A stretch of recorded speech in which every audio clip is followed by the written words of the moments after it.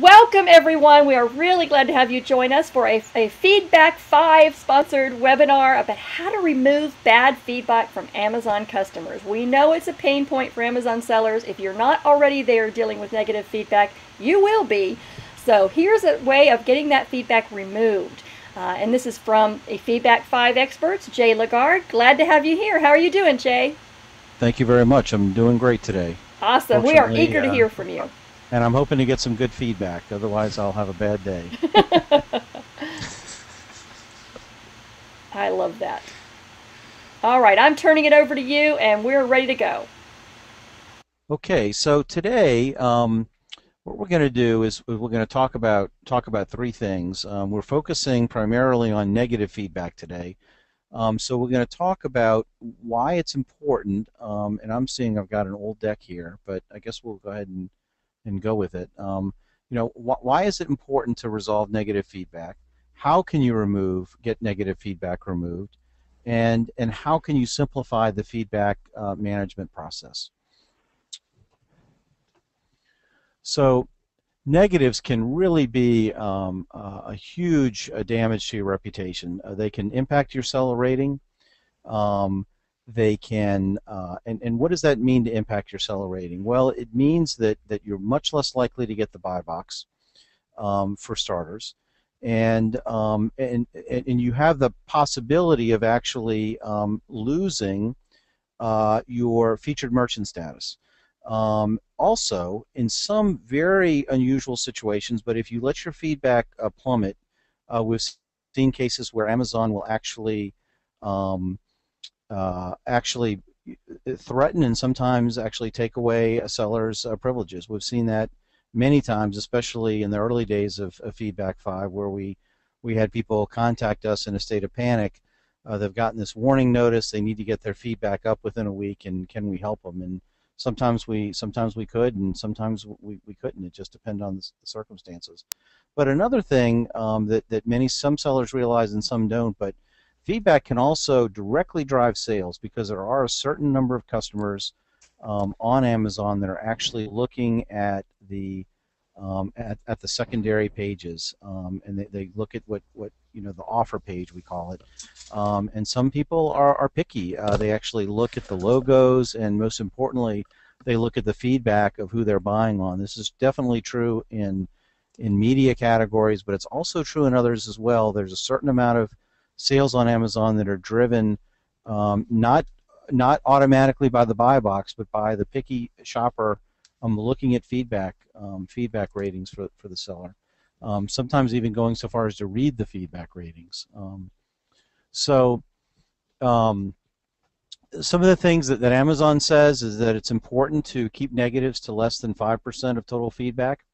And of course, Amazon says that the very best sellers have 0% negative feedback. We generally like to see our best sellers are generally in the 99, 98% positive feedback, and that's something that we certainly encourage. So how do you get negative feedback removed? Really, it's really a very uh, uh, two-step, or there are two different ways that you can get feedback removed on Amazon. One is the simple and always the most recommended way is to have Amazon remove the feedback. So if Amazon will remove it, excellent. Do that first. If Amazon doesn't remove it, then you should consider going to the customer. And we're going to talk a little bit about both of those processes. So under what circumstances will Amazon remove the feedback? Well, they will remove the feedback if the feedback contains profanity, if it contains personally identifiable information. They'll also remove feedback if it is entirely a product review. The first two don't happen too often, but they do on occasion. The third happens definitely more often than the first two, and certainly something to be on the lookout for. And we're going to talk about a new class of product review, or what could be called a new class of product review, here in a second. Um, and then probably the most common way that sellers, certainly any FBA seller, most common way to get that negative feedback removed is if you're an FBA seller.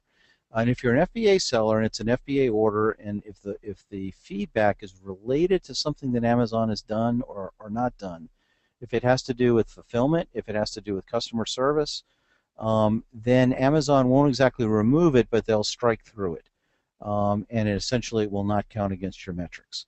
And there's obviously there's an art and a science to getting Amazon to actually take that step and remove it. And we will talk about that real briefly as well. But the last thing I wanted to mention about feedback is this is something relatively new. It's not documented yet in the Seller Central platform, but we've been informed, and we've seen several cases where the feedback experts, I'm talking about the people in customer support at Amazon that specialize in feedback, they are beginning to remove feedback that just complains about pricing. So if it includes pricing and some other reason that's supported by Amazon, then that they are starting to remove that. So that's a tip. Charlene, I believe, who's on today, is one of the people who first noticed this and has some experience with it. So in the past, Amazon would specifically disallow pricing, but now, at least in some cases, they're starting to accept that. It's not documented yet, but there are a number of instances where they're explicitly allowing pricing as a category for automatic exclusion. And Jay, what do you think about when you open a case and ask for it to be removed, and Amazon comes back and says, no, we're not going to remove it? Do you recommend going again and saying, hey, I really think this is against Amazon's policy, and asking again, or do you recommend just accepting that the first time? Well, I recommend sometimes accepting it and sometimes not. So we always recommend that if you feel like you've got if you feel like you've got any kind of a case, to go ahead and give it a shot. Not to make something up totally, but if you think there's even a stretch of a case, we recommend giving it a shot and trying to get it removed. Now, if you've stretched pretty far and you've gotten denied, well, maybe it's best just to let it go. You can develop a bad reputation if you have too many things going on and you're getting real sloppy in your request. But if you had a good case and you think it was pretty solid, then we normally recommend you go back and appeal it. And in the past, you could just open up a brand new case. Amazon recently has put in some mechanisms where they're it's surprising that they didn't do it earlier, but Yes. they know you've already asked for this, so they won't necessarily let you open up a whole new case, but they will let you appeal the case, and we recommend you make your case again, make it more clearly, and there's no guarantee, but we've seen many cases where a bad decision's been reversed. So Right. they're not infallible. And I've heard really good things about if you include a link to the policy you think the feedback violates. That seems to really be a good way of getting their attention. That hey, this feedback doesn't work with this policy. So I would suggest you do that. Absolutely, a link to the policy and direct quotes of the policy. Don't feel like it's better to put it in your own words. By all means, explain why, but they tend to be by the book there, and exactly linking to the policy and quoting directly from the policy kind of concentrates the mind there of the person looking at it as to what the rationale is. So that's a great recommendation. Yeah. So we always recommend, if it's possible that Amazon's going to remove it, that's the easiest way to go, and we recommend doing that first. And if that doesn't work, then many times it's appropriate to go to the customer. And I'm going to say a few things about this, but I think the main rule about any type of feedback removal, and it becomes more important when it gets down to the customer, is that you really just need to do it. You need to have the confidence that even though you may feel like there's some slight justification or whatever, that's not a reason not to ask for removal. There are some cases where it's better not to ask, but really in the majority of cases, if you ask in the right way, it's normally a smart thing to do to ask for removal. Um, so the first thing is that you want to sort of get under the hood of the customer as best as you can and try to figure out, why was the customer unhappy, and once you find out what their concerns are, try to address those concerns. Once you have addressed the concern, then as best as you can, then you ask for removal. And it's not against any rule to ask for removal for feedback. In fact, Uh, it's encouraged by Amazon. And I'd like to say a second thing about this. So sometimes the concern. So in addition to addressing the concern, sometimes you'll get feedback and you'll say, um, well, okay, I see what the customer is saying here, but what they're saying is really not valid. So it's not really, so addressing the concerns can not just be, fixing a problem, but sometimes it might be educating the customer. The customer says, I ordered expedited and I didn't get it the next day. So I'm going to leave, negative feedback or whatever. I mean, that's a very simple example, but this is a case where the customer has unreasonable expectations, and that can happen in all sorts of ways, or is just not aware of what the performance standards are, or is not aware of what a product is supposed to do, or whatever. So that's a case where you need to educate your customer, and sometimes educating them calmly, patiently, explaining to them how the situation looks from your perspective as a seller, and what kind of time frames and things that Amazon has indicated are appropriate for this order. Whatever the case is, calmly educate them. Tell them how important your feedback reputation is for you as a seller, how important providing good customer service is, and so forth, and then ask them if they would please remove the feedback.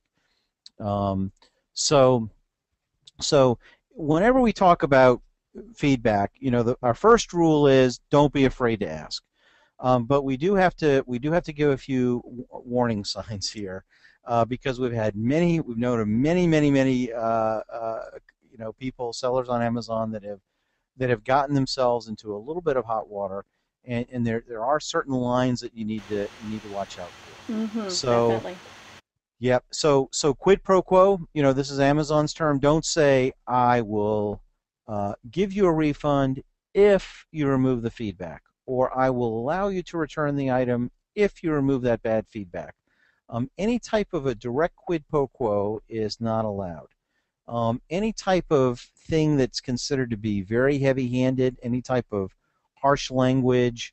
I'm not saying you can't be direct, but if it gets harsh and you're trying to really um, uh, uh, be doing anything other than being polite and asking, then you could get into a situation where Amazon says that is feedback manipulation, and if they see it once and it's a little bit on the line, they'll give you a slap. But if they see a pattern, Amazon sees this going on, they will not be hesitant sometimes to pull a seller's selling privileges for egregious violations, and certainly for repeated violations of a policy like this. And I'm sure you've Um, seen that with all the customers that you deal with. You've seen people have that problem. we try to educate people pretty proactively on this, and we feel that most of our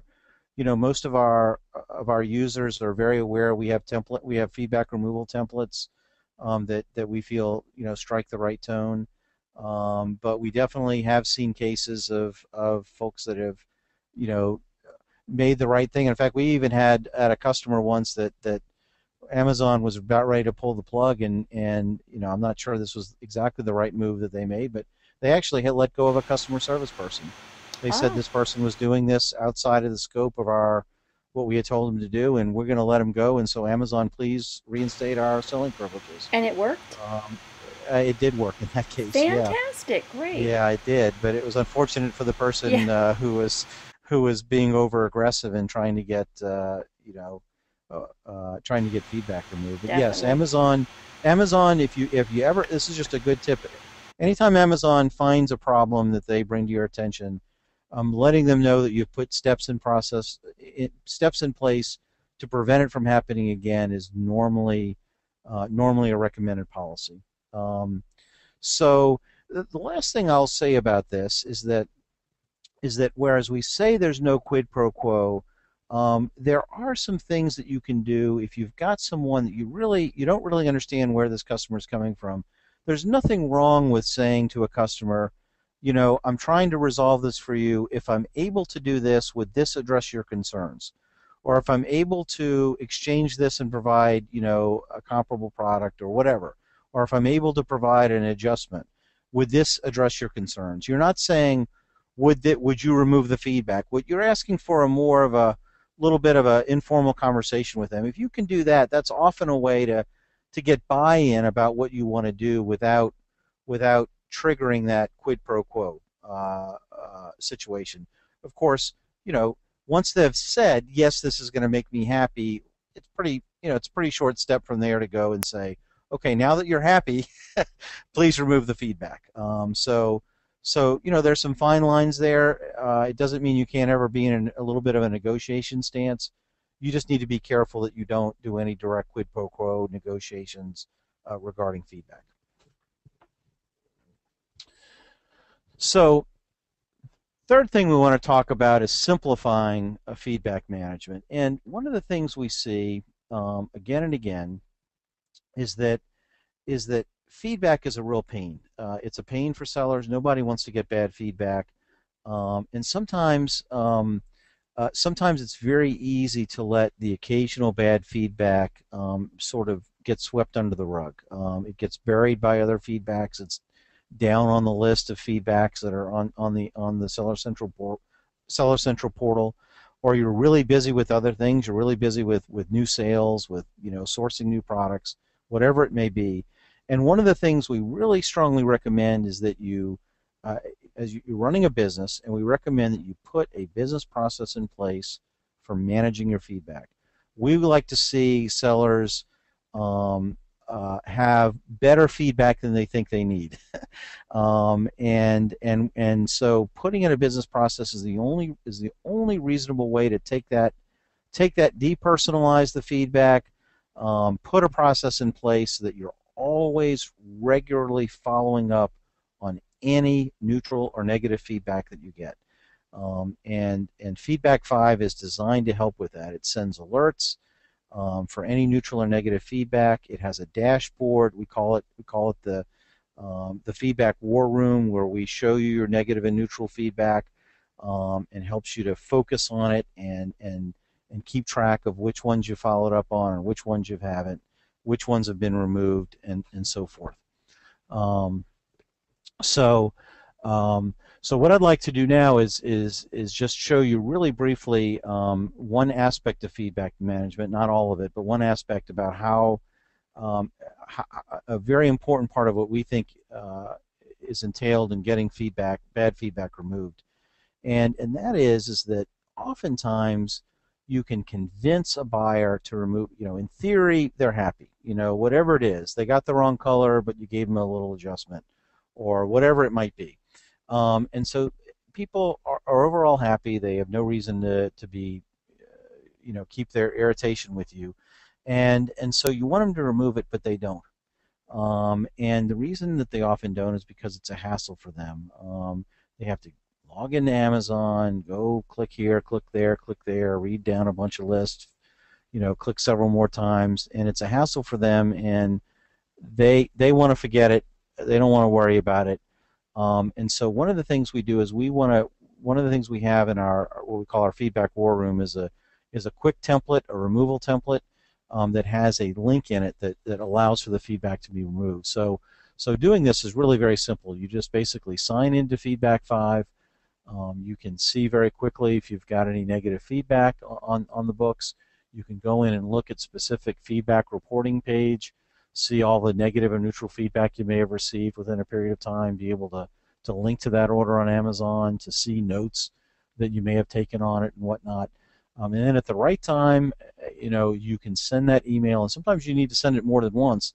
It includes an engineered link which allows you to ask for that feedback removal, and clicking that link takes away all the pain. And we've had users that use this tool, sometimes even when they can be on the phone, Sometimes they'll send this on the very first email. Sometimes they'll wait to the second or third correspondence email, and they use that link and say, we're going to make it easy for you to remove it. Just click on this. It takes you right to where you need to go. You confirm, and boom, the feedback is removed. So that's really, there's a lot more to talk about feedback. I mean, feedback is something we could talk about for hours, but what we wanted to do today is just to recap really importantly is that neutral and negative feedback is important. It should be an important part of running your business. Should be to capture that feedback and see if you can find ways to get it off the table. Talked about two of the important ways that you can get feedback removed, and then thirdly, just to reiterate again, is build it into a business process about getting that feedback removed. And of course, something we didn't talk about at length, but sometimes feedback can be healthy, and sometimes even negative feedback can be healthy. If there's an element of truth to it, learn from it so that it doesn't happen again. So that's basically what we're going to cover today. And Kat, I really appreciate the opportunity to talk about this. Excellent. I love this quote. Make it part of business, not a drama. Boy, we have enough drama. So we'll just stick with business. But I really appreciate your thoughts. And as you said, there's basically two ways, but there's so many things in those two ways you need to be aware of. What you said about, when you contact Amazon, quote the policy, give them a link. This is why I think it should be removed. When you talk to your customers, how not to do it, quid pro quo. And then, of course, the idea of making this into a process, because we all should be on top of it, as you said, but it's hard to stay on top of it and do everything else. Well, you do have some questions from the audience. I appreciate that. Erica wants to know if the price policy has taken effect, and she says she submitted a case and immediately got this message back. In this case, we regret to inform you we're unable to remove this feedback. I would say that in that case, I would write back, because they didn't even give her a reason. I would write back and say, I believe this feedback should be removed because it violates this policy. What would you tell her to do in that case, Jay? Well, it's not a public policy, although we have seen cases where it has been explicitly identified as a policy in a private communication from a feedback specialist at Amazon, where they said this is a new policy. But Amazon's a big place, and not everybody gets the message, as they say. So I think it would be worth referencing the fact that you understand this is a new policy. And I'll give another bit of advice, is that sometimes it's worth, you can look at a piece of feedback and have different theories. Yes. About, you could say, well, it could be a product review or it could be FBA, and we recommend try to throw in the kitchen sink in there. Do it carefully. Don't overdo it. But if you've got more than one theory about it being removed, we recommend including a few buzzwords in there. So, for example, if you want to claim it's a product review, but it also is an FBA order, we recommend saying, please remove. This is an exclusively a product review for this FBA order. So we recommend including both buzzwords in your nicely worded request. And that way, if they don't buy one, maybe they'll buy the other reason as an excuse to allow you to, remove that feedback. Absolutely. And Charlene, I'm sorry, Jay, go ahead. Yeah, and this may be a case there. I don't know the specifics, but by all means, talk about the price. But if there's another theory that you can go with, try throwing that in there too as well, because they may not be persuaded by one, but you may have another one. If they can grab onto, they'll take it off under that other theory. Right, and as we said, the price thing, we haven't been able to find a link in Amazon's rules. However, Charlene has graciously shared the email she received from her feedback specialist. And so she's shared it in the question box. We'll try to put that together where y'all can download it where we have the video loaded. But if you use that verbiage, she's actually going to let you use her email that she got to say, hey, this was from another seller. This is what they received. Please check the policy. So that might be very helpful. Thank you, Charlene. Thank you very much. That could be really useful to cite what you've been told by another Amazon representative in an official capacity. Absolutely. Yep. And to say thank you to Charlene, we'll mention her store, Purveyor of All Things Creative. Thank you, Charlene. She's been a big help. And I do think that quoting that might help. This particular feedback that Erica was asking about was related to price. So of course you can't use this on every issue, but if it's related to price, I would definitely use that. More questions from the audience. Should sellers leave responses to feedback, Jay? This is a big question. If I get a negative or a neutral feedback, should I leave a response or just let it go? Yeah, that's a really good question, and let me just make there are a couple of different things that are worth saying about that. First of all, it's important to remember that the response that you give to feedback is rarely if ever, viewed by the person who left the feedback. So we've seen many times, well, I responded to that feedback, and said, no, you don't respond to feedback that way. You respond to feedback by calling or emailing the person that left you the feedback. They're not going to see that, number one. Number two, if you do leave a response, remember that the audience for that response is ultimately your other customers primarily, and potentially Amazon. Okay? Yes. So remember who your audience is, and make your tone appropriate. We've seen again and again where you see a little bit of an attitude from the seller on that response, and I'm not saying the attitude isn't sometimes warranted. Right. Oftentimes it is. Oftentimes the person is being unreasonable, but there are ways to say that the person is being unreasonable, and there are ways not to. And so we recommend that you realize that that audience is going to be other buyers, and Amazon staff are going to, they're your audience for that. And so you should write it accordingly. Always have the right tone. Always have a customer service tone in that. Right. So with those caveats, it's perfectly fine. Do you have to write a response? Sometimes it can be useful, particularly if it's something that makes you look very unresponsive.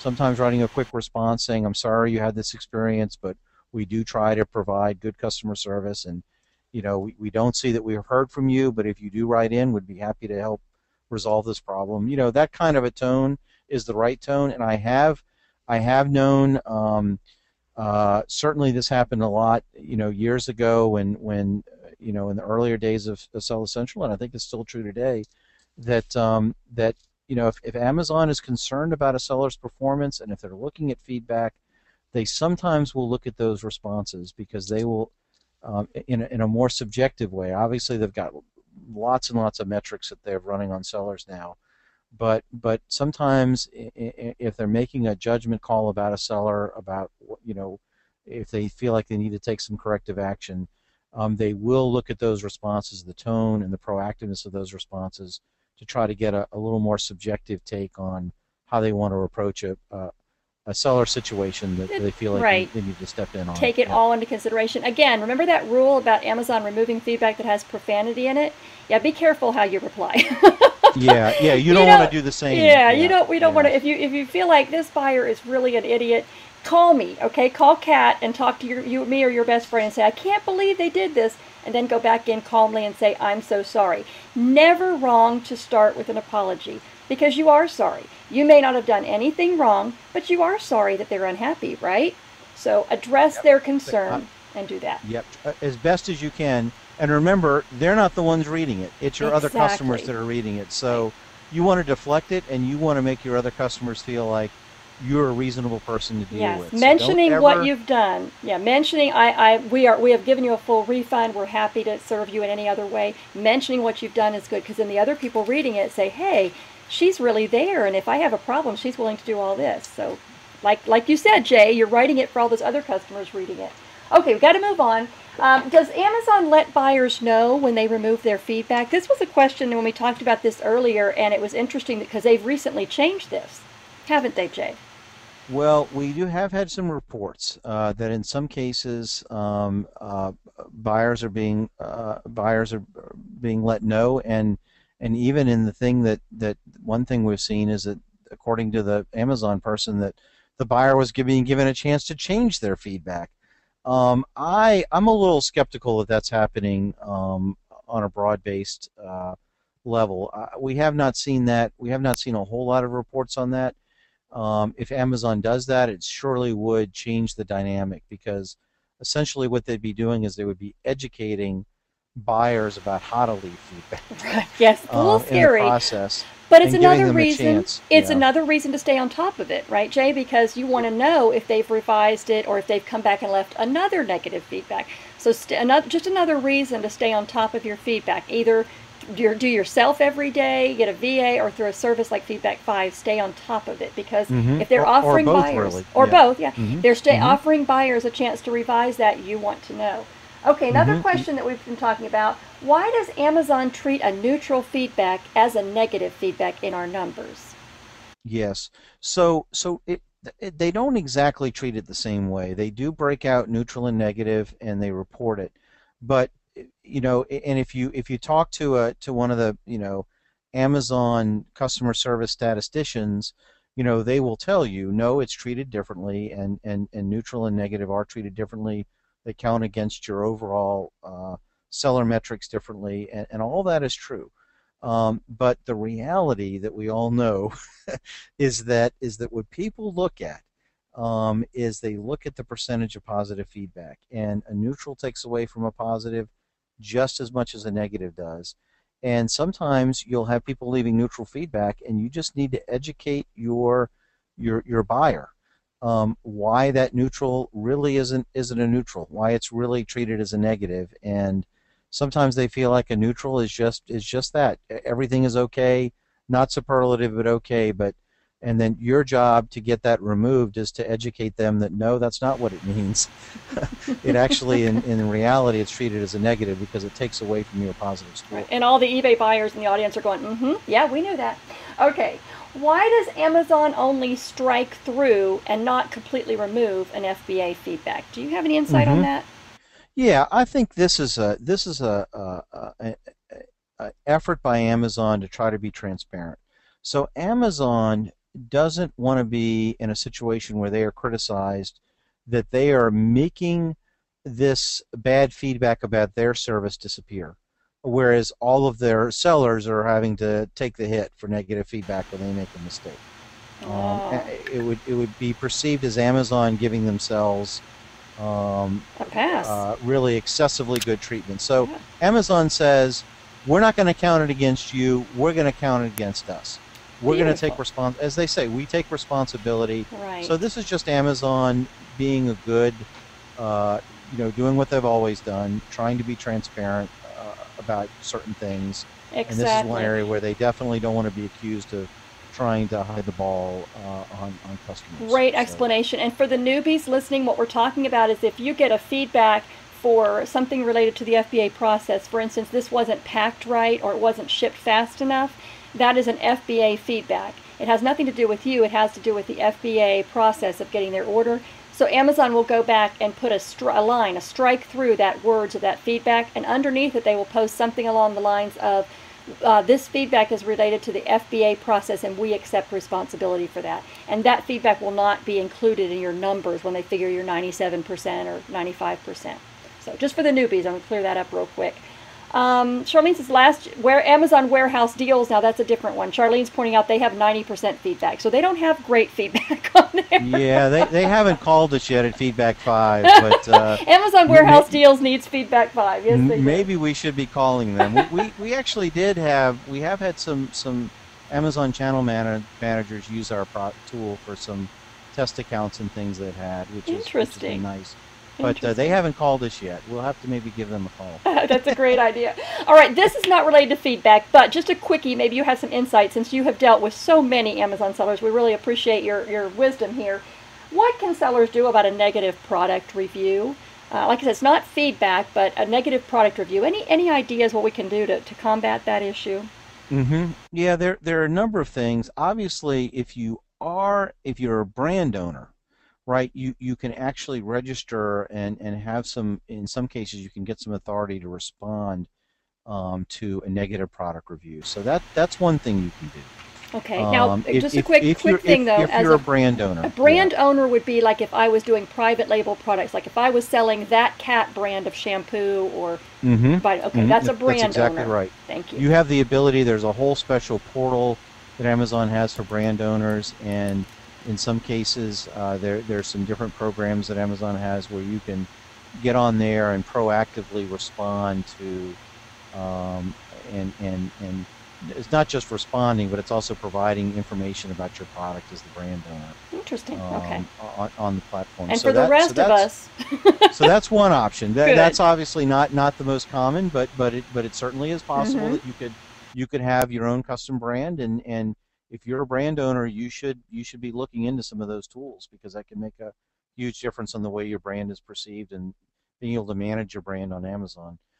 So the second thing is, though, is you can try to get more feedback, and so we have some tools in place within Feedback 5, for example, that can solicit product reviews, and that can be a really good tool for soliciting product reviews for targeted for certain targeted products of yours that you have a special interest in, and maybe you don't own the brand, but maybe you own the product on Amazon. Maybe you're the only seller, or for whatever reason you have a real interest in building up feedback on that.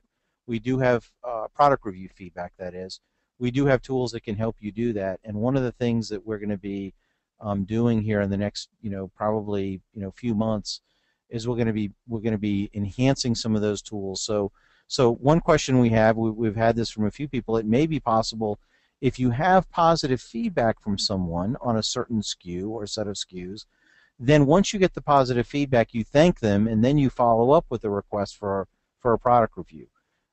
So you don't necessarily, you can ask for product reviews from everybody, but we feel there may be a good use case to ask for the product review after you've got positive feedback for your, for the regular order situation. So, okay. Does that answer your question? Actually, Charlene says that's brilliant, Jay. She loves that. Okay. And she's wondering, if this is what you're talking about, if you have an Amazon exclusive, for instance, if you're the only representative, right? Yeah, okay. That's a clear-cut, no-brainer case of where you really want to build product reviews on there. And we all know you got to be careful. You don't want to get into one of these situations that there was a Wall Street Journal and Forbes articles about over the last year, where people are buying product reviews. And this is not talking about buying product reviews. We're not talking about that. We're talking about identifying happy customers and then asking them to share that happiness about the product there on Amazon, where other people can see it. Exactly. Great idea. Okay, so we almost made it. It's 38, but we gave them some bonus content, so we get credit for a 30-minute webinar. How's that work for you? Excellent. I'll take it. we got our 30-minute webinar in 30 minutes, then we gave you 8 minutes of bonus content. And we didn't lose any listeners. Nobody quit, so that means we're giving good information. I love that. We really appreciate you guys spending some time with us today. I encourage you to check out Feedback 5. We do have a coupon. Normally, I think you have, what is it, a 2-week free trial for Feedback 5, Jay? Mm-hmm. That's right. Yep. And the coupon, I believe, gives you a free month. And I'm going to put that in the chat box. It's FB5, these are capital letters, -WEB2. FB5-WEB2. I'm going to send that in the chat room to everybody. We'll put that up. So if you want to try out Feedback 5, I would say that a month will give you a great chance to see if it's helping. I can't imagine how it wouldn't help, but give it a try and let us know. We want your feedback on Feedback 5. Correct, gentlemen? Yep, it's a free trial, and there's absolutely no commitment. We're very gratified that most people who try it do find it significantly helps them run their business. But you're not locked in. You can try it for free and keep it if you like it. So. All right. Okay, so we are all set, and we will see you guys again at the next Feedback 5 webinar. Thanks again. Bye-bye.